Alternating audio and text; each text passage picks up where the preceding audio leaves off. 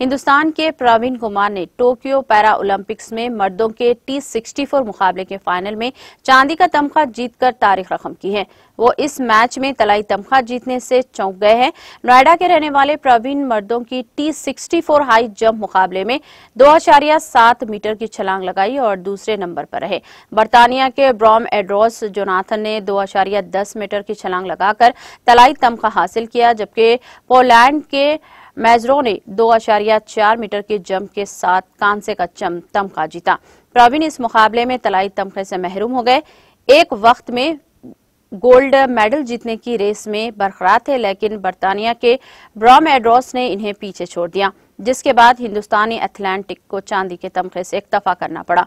हिंदुस्तान ने Tokyo para Olympic में अब तक 11 तमगे जीते हैं, जिसमें 2 तलाई, 6 चांदी और 3 कांसे के तमगे शामिल हैं।